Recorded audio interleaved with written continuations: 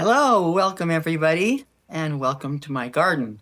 I'm Delisa Renideo, and I'm coming to you today from Vilcabamba, Ecuador.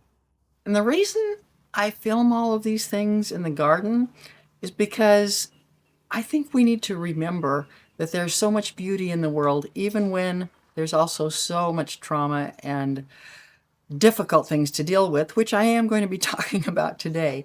And the other reason I like to welcome you to my garden is because you know how when you may invite a friend to sit down at the kitchen table and enjoy a cup of coffee with you?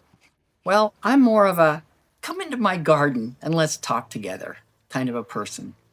So today I'm going to talk about how to face the world we live in with all its problems with love, and how to avoid spiritual bypassing, but also how to avoid just being uh, emotionally destroyed by the problems.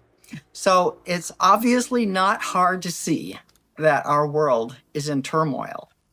So many of the old systems are collapsing, which in my opinion is a good thing because we can replace them with much more positive, loving, uh, better ways of living, which we are working on. But in the meantime, every day we hear about violence and war and corruption and pollution and economic uncertainty, and it can feel overwhelming. Many of us are asking, how do I stay spiritually grounded and hopeful while the world seems to be falling apart? Well, there are lots of different ways to look at this, but today I want to share three general approaches that I see people, including myself, taking. And we might find that we move between these ourselves. So, the first one I want to talk about is just getting lost in the darkness. This first approach, is when we become so focused on the pain in the world that we get completely bogged down in it. We see the destruction of the rainforests, we see the pollution in the oceans, the cruelty toward animals, and of course, the corruption in the governments, the threat of economic collapse. And it's really easy to feel outraged, heartbroken, and sometimes just hopeless, just want to give up. We may spend hours every day following the news, keeping up with the next tragedy and every detail about what's happening next, and talking to other people about it, just consumed by it. But when we do that, what happens to our nervous system? Well, our nervous system gets overloaded, and we start to see the world through the lens of just what's wrong. So even if there are beautiful things around us, we may not even see those things. And then we often will direct our anger at the people that we think are responsible, the politicians, the corporations, or entire groups or races of people. And even though that anger might feel righteous, it actually feeds more division, more judgment, more pain. And we end up actually adding to the problem that we're so upset about. And even our outward attempts to make the world better can carry that same really dark energy. We may join protests or try to help, but underneath our actions, there's often not only frustration or fear, but often blame and hate. And that energy becomes part of the very problem we're trying to heal. Now, the upside of this approach, if there is one, is that the people who are in this place actually care deeply. They see injustice and they want to help. And when I say they, I don't just mean they. I mean, this has been me at times as well. The downside is that these people become just drained, discouraged, disconnected from the love that could truly guide their actions. And most importantly, the frequency of their pain is creating even more of the problems that they're so distressed by. This does not ever make the situation better. So let's take a look at another approach. And this is maybe floating above the pain of the world. And this is the trap that we can call sometimes spiritual bypass. And this happens when we use spiritual beliefs or practices to escape the uncomfortable feelings or the realities of what's going on. I've been here too.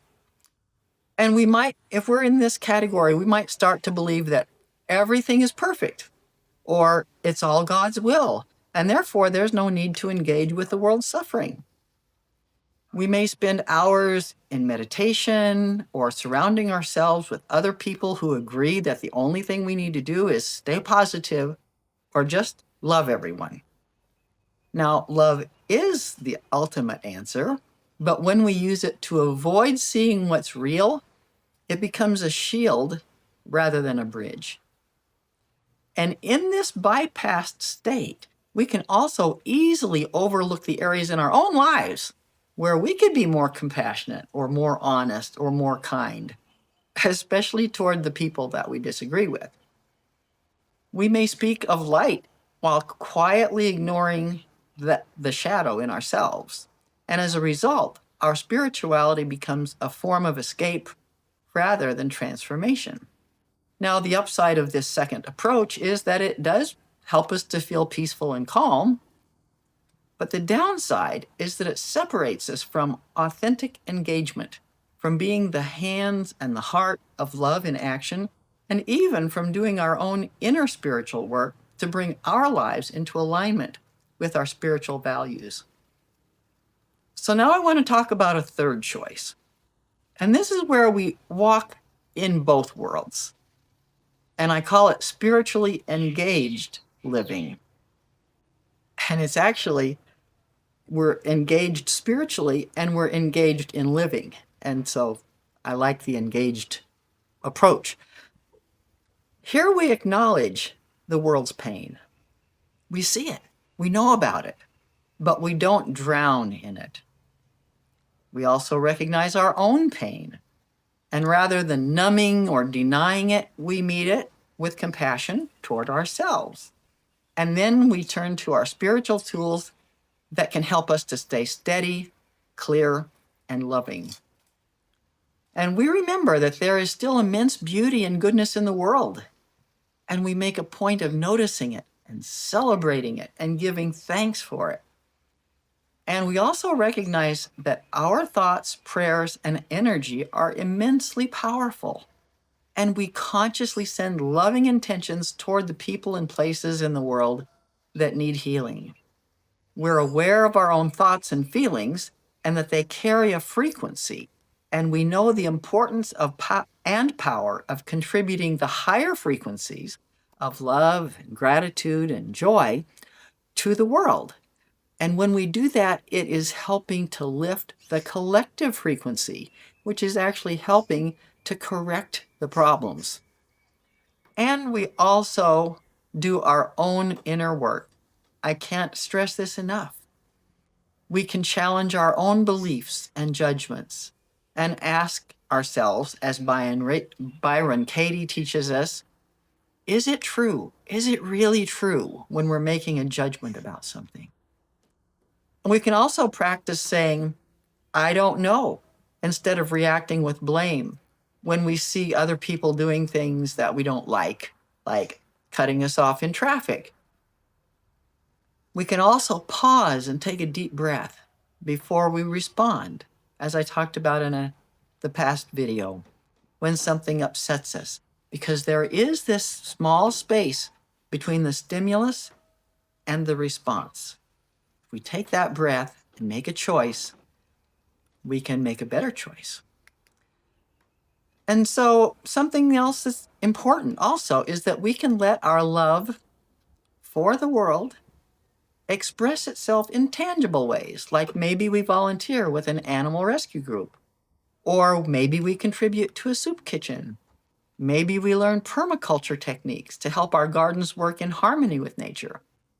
Or we just simply find small, meaningful ways to bring kindness and healing and compassion into our everyday lives.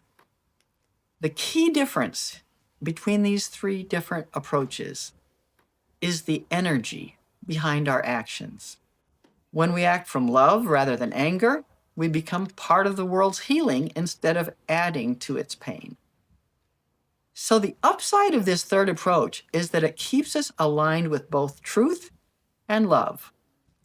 The real challenge, though, is that it asks something of us, the ongoing work of self-honesty, of humility, and conscious choice. It means living in our integrity moment by moment. And this is our life's work. It never ends. So each of these three ways of seeing the world has something to teach us. The first way reminds us it is important to care what's happening. The second reminds us that it is possible to feel at peace.